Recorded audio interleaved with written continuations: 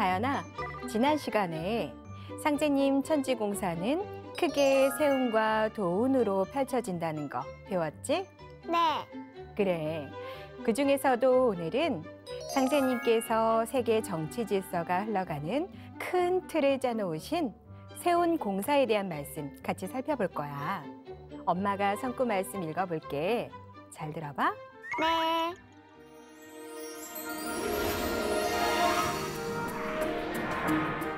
도전 5편 6장 지구촌 세계 신질서의 큰 기틀을 짜심.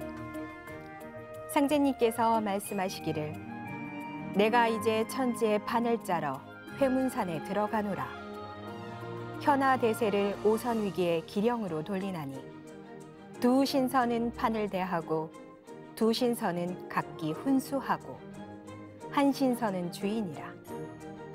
주인은 어느 편도 훈수할 수 없어 수수방관하고 다만 손님 대접만 맡았나니 연사에 큰 흠이 없어 손님 받는 예만 빠지지 아니하면 주인의 책임은 다한 것이니라. 바둑을 마치고 판이 해치면 판과 바둑은 주인에게 돌아가리니 옛날 한 고조는 마상에서 득차나 하였으나 우리는 좌상에서 득차나 하리라 하시니라. 엄마, 오선 위기가 무슨 뜻이에요? 오선 위기는 다섯 오, 신선선, 둘러쌀 위, 바둑 기자로 다섯 신선이 바둑을 둔다는 뜻이야. 지구의 아버지의 산인 회문산에 있는 중요한 혈자리 이름이기도 하지.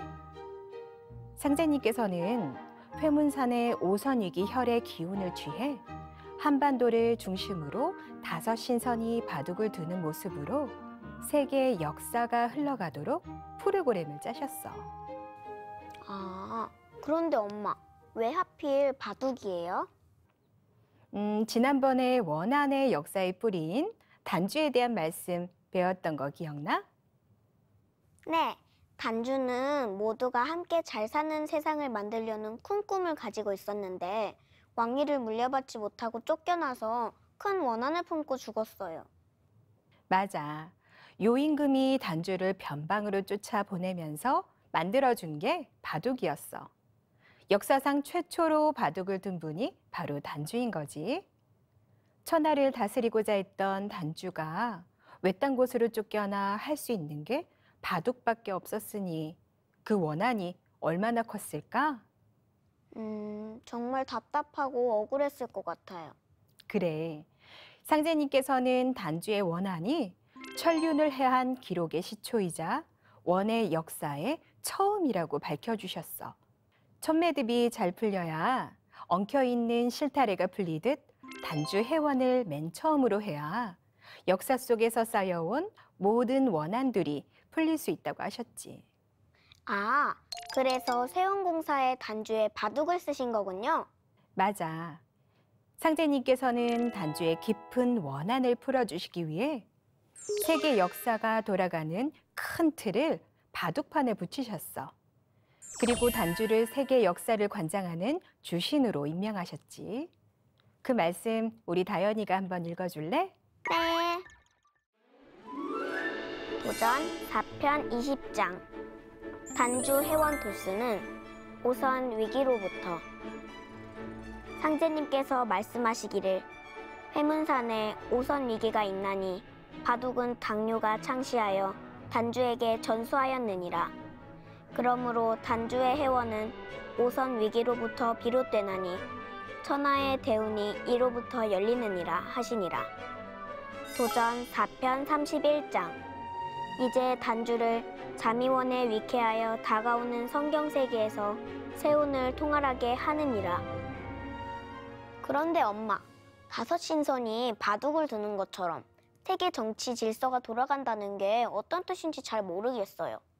바둑판은 상제님이 강세하신 이 땅 한반도를 상징해. 지구의 혈자리이자 상제님이 강세하신 한반도가 지구촌 역사의 중심이 되는 거지. 그런데 상제님께서 바둑을 두는 다섯 신선이 있는데 두 신선은 판을 대하고 두 신선은 각기 훈수하고 한 신선은 주인이라고 하셨지?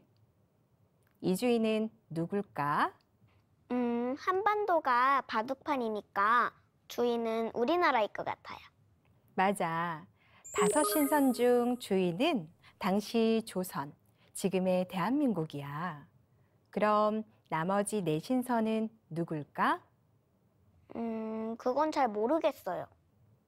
나머지 4신선은 당시 세계에서 가장 힘이 센 4나라를 뜻해. 실제로 상제님께서 천지공사를 보신 후 우리 한반도를 중심으로 세계 4대 강국이 힘의 대결을 벌이면서 세계 정치 질서가 흘러왔지. 아, 또 상제님께서는 한반도를 중심으로 흘러가는 오선 위기의 전개 과정이 3번의 씨름판으로 진행된다고 말씀하셨어. 다연이 씨름 경기 본 적 있지? 네, TV에서 본 적 있어요. 그래. 씨름은 우리 전통 놀이 중 하나인데 보통 씨름을 하게 되면 흥을 돋구기 위해 먼저 어린이들이 나와서 씨름을 해. 이것을 애기판 씨름이라고 하지. 그 다음에는 젊은 청년들이 씨름을 하는 총각판 씨름이 이어지고 마지막으로 가장 씨름을 잘하는 씨름꾼을 뽑는 상씨름판이 열려. 아, 저 알아요. 상씨름판에서 우승하면 천하장사가 되는 거죠. 맞아. 천하장사가 되면 큰 소를 상품으로 받기도 했지. 사람들은 씨름을 우리의 전통 놀이 중 하나로만 알고 있지만 씨름에는 심오한 의미가 담겨 있어. 그건 무슨 의미예요?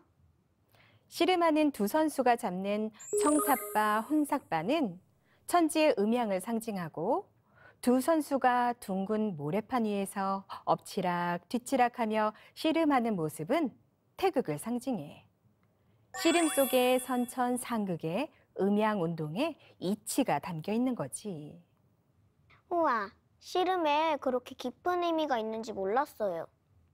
선천상극 질서 속에서 생긴 원한 맺힌 신명들의 원한을 풀어주기 위해 상제님께서는 이 씨름판을 세운 공사의 재료로 쓰셨어. 어떻게요? 씨름은 애기판, 총각판, 상씨름 이렇게 3차례에 걸쳐 진행된다고 했지?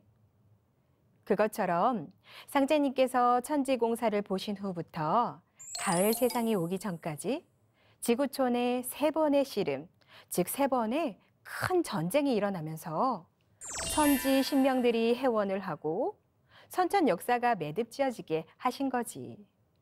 엄마, 상제님 말씀대로 기차역도 생기고 비행기도 생겼잖아요. 그럼 오선위기와 씨름판 공사도 벌써 이루어졌어요? 이루어지고 있는 과정이지. 상제님께서 천지공사를 보신 후 2번의 큰 세계전쟁이 일어났는데 1차 세계대전이 애기판, 2차 세계대전이 총각판 씨름이었어. 마지막 상씨름은 가을 개벽기에 자연과 인간, 문명이 모두 바뀌는 큰 변화 과정에서 일어나게 되지. 아, 아직 상씨름이 남았네요. 그치만 너무 걱정할 필요 없어. 상제님께서는 이 상씨름 전쟁에서 인류가 살아남을 수 있도록 구원의 손길을 준비해 두셨거든. 상제님 말씀대로 잘 실천하면 개벽을 넘어 후천 상생의 세상으로 건너갈 수 있어. 다행이에요. 그럼 오늘은 도전 5편 7장 말씀을 함께 읽으면서 도전 공부 마무리하자. 네.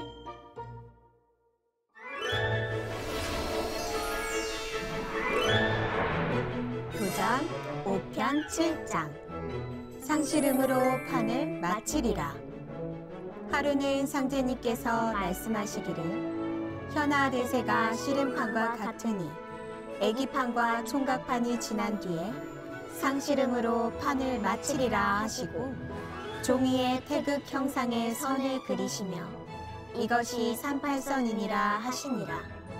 또 말씀하시기를 씨름판 때는 조선에 38선을 두고 세계 상씨름판을 붙이리라. 만국 재판소를 조선에 두노니 싫은 판에 속아 나가면 판을 걷게 되리라.